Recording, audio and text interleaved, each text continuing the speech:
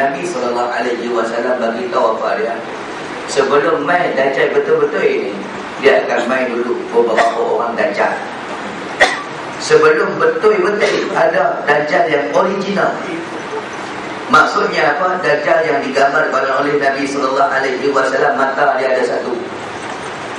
Sebelum muncul ini Dajjal ini akan timbulnya 30 orang yang perangai dia sebiji macam Dajjal. Maksudnya jahat. Kalau perangai macam Dajjal, maksudnya jahat. Yang seperti mana yang Nabi SAW sebut dalam hadis, la taqumu sa'atu hatta talhaqa qabailu min ummati bil musyrikin. Nabi kata tidak berdiri kiamat itu sehingga berhubung beberapa kabilah daripada umat aku dengan orang-orang kafir. Nampak tak tuan-tuan? Nabi beritahu. Nabi kata tidak akan datang kiamat, kiamat tak akan muncul kecuali beberapa orang suku kaum aku. Suku kaum Nabi adalah orang Arab. Depa ni dia kata apa? Akan talhaq qabailu min ummati bil musyrikin, akan sama-sama dengan orang kafir dalam beberapa benda. Tidak akan berlakunya hari kiamat itu sehinggalah beberapa orang kabilah aku, suku sakat aku, keturunan aku akan berhubung rapat dengan orang-orang kafir. Ni Nabi beritahu 1400 tahun dulu. Hari ini tuan-tuan tengok atau tidak macam mana orang Arab hari ini dengan orang Amerika, macam mana mereka cukup rapat, macam mana mereka cukup rapat dengan Britain, macam mana mereka cukup rapat dengan Eropah, macam mana dan sebagainya, sampai ke satu tahap keputusan apa pun tak boleh buat kecuali dapat green light daripada Amerika. Oh tuan-tuan, hari ini Arab Saudi abang-adik macam ni, abang-adik macam ni. Tuan-tuan, muslimin dan muslimat yang dirahmati Allah, siapa dengar kuliah saya yang bulan lepas tahu tak macam mana kita urai benda ni. Macam mana Arab Saudi punya minyak tu. Arab Saudi punya minyak adalah merupakan minyak yang paling banyak sekali kuantitinya di dunia.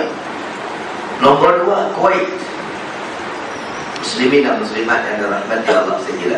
Kalau tuan-tuan pergi buat umrah ataupun pergi buat haji, perjalanan tuan-tuan antara Jeddah nak ke Mekah tu, sepanjang highway 2 jam tuan-tuan naik bas tu penuh dengan minyak kat bawah. Penuh dengan minyak kat bawah.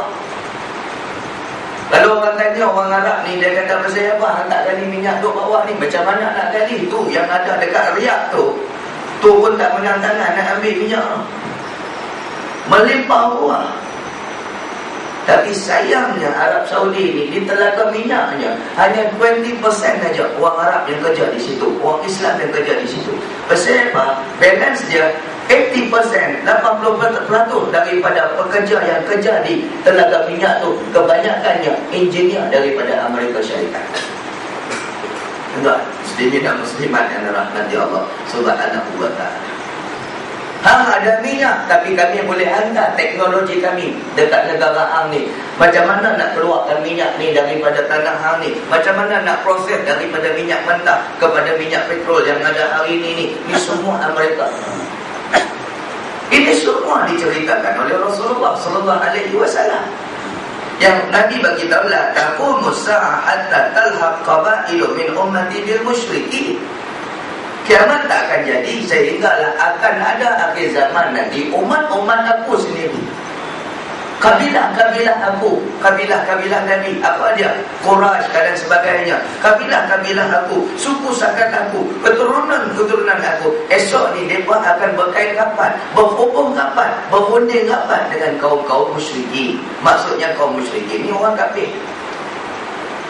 Allah Ta'ala bagi minyak ke Arab Saudi sebenarnya apa tujuannya?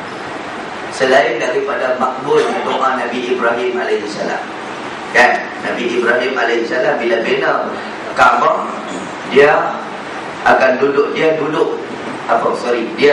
berdiri dekat satu batu yang sama. Batu tu datang daripada syurga bersama dengan Hajar Aswad.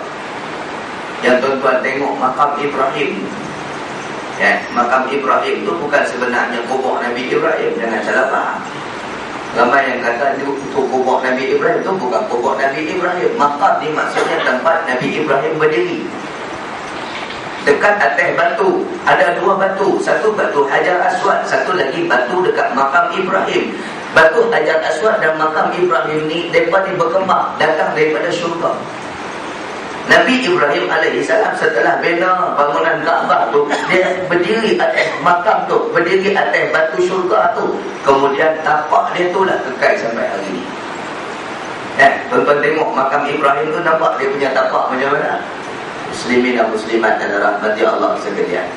Nabi Ibrahim berdiri kat situ, kemudian Nabi Ibrahim doa kepada Allah, Ij'al hadha baladan amina.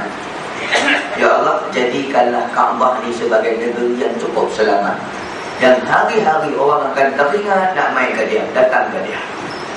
Kaya Arab Saudi ni, dia ni kalau Tuhan tak anugerah dia minyak, dia pun dah kaya dah. Kaya dah dia. Allah Ta'ala bagi dia minyak. Tujuan dia apa dia? Supaya boleh tampung negara-negara Arab yang miskin-miskin ni, negara-negara Islam yang miskin-miskin ni. Kalau tak jadi krisis makanan di Somalia, kalau tak jadi krisis makanan di Sudan dan sebagainya, kalau tak jadi orang Islam melarat merata tempat, kerana kekayaan yang ada oleh pihak Arab Saudi tu dah boleh tampung kemiskinan mereka ni. Tapi apa jadi hari ni? Macam yang Nabi bagi tahu, dia kata talhaq qabailu min ummati bil musyrikin. Kaum-kaum aku akhir zaman nanti akan berhubung rapat dengan orang-orang kafir musyrikin. Akhirnya bukan orang kafir yang ikut orang Islam, orang Islam yang ikut orang kafir. Bukan orang kafir yang jadi buah catuk kepada orang Islam, tetapi umat Islam yang jadi buah catuk kepada orang kafir. Ikut ke mana saja dia nak pergi. Orang kafir suruh pergi ke depan, kita pergi. Orang kafir suruh kita pergi ke belakang, kita pergi. Mereka suruh kita pergi ke kiri, kita pergi. Sebiji macam buah catuk. Macam itulah yang Nabi gambarkan keadaan umat Islam di akhir zaman.